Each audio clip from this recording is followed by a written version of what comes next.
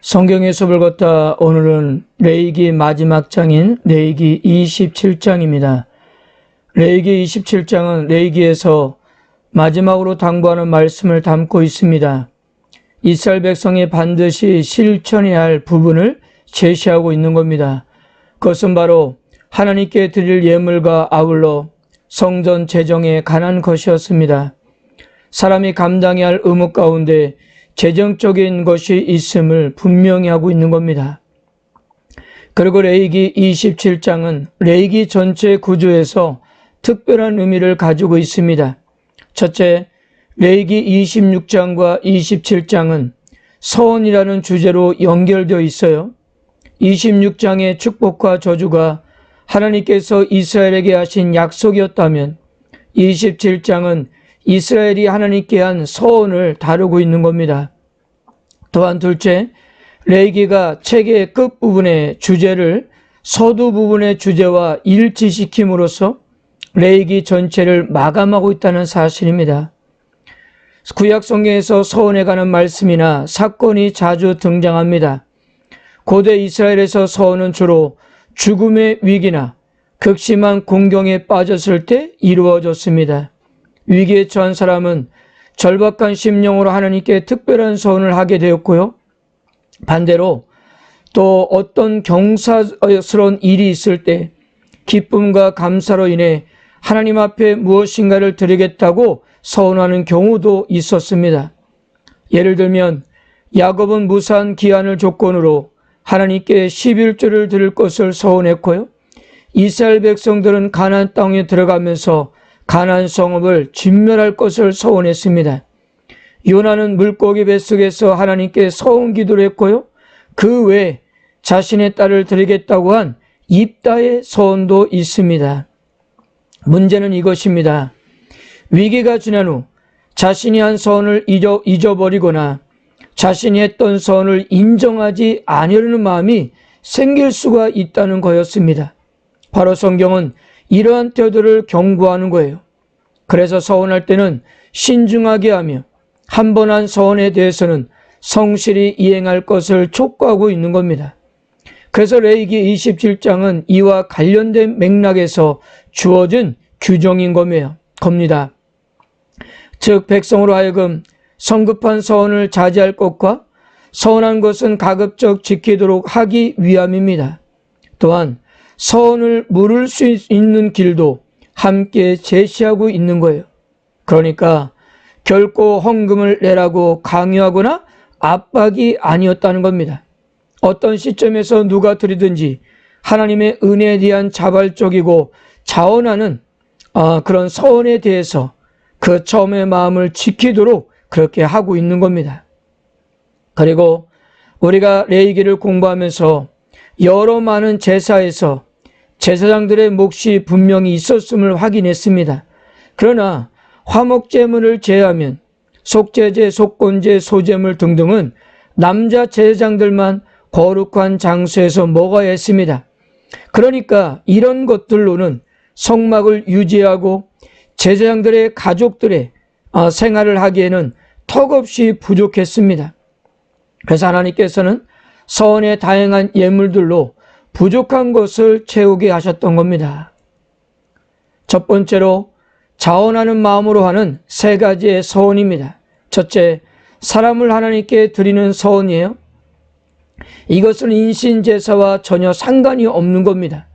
자신을 하나님께 드려서 평생을 하나님을 위해 살겠다는 헌신이었기 때문입니다. 그렇지만 성막에서의 봉사는 일반 백성들이 할 수 없었기 때문에 이럴 때는 자신의 몸값을 지불함으로 하나님께 헌신할 수가 있었던 겁니다. 여자도 자원하여 서원할 수 있었는데요. 자발적인 경우에는 남녀의 차별이 있을 수가 없었기 때문입니다. 20세에서 60세까지는 남자의 경우 50세겔, 여자의 경우는 30세겔. 네, 표를 예를 들면 보면 좋겠습니다. 5세에서 20세까지는 남자의 경우 20세겔, 여자의 경우 10세겔. 1개월에서 5세의 경우 남자의 경우 5세겔, 여자의 경우 3세겔, 60세 이상인 경우는 남자의 경우 15세겔, 여자의 경우는 10세겔이었습니다. 남녀의 금액에서 차이가 있었던 것은 서원자들의 노동력을 기준으로 한 것이기 때문이에요. 남자가 여자에 비해 생산적 노동력이 더 있었기 때문입니다. 그리고 또 중요한 것이 있습니다. 당시 남자 성인 노동자의 한 달 급여가 한 세겔이었던 점을 감안하면 여기에 제시된 액수는 결코 만만치 않은 액수였다는 거예요.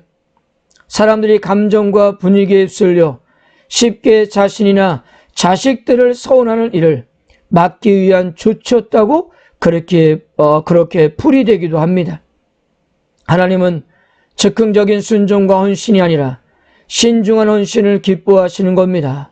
그러나 형편이 가난해서 명시된 금액을 지불할 수 없을 경우는 제사장이 사람의 형편에 맞게 지불하도록 그렇게 했던 겁니다.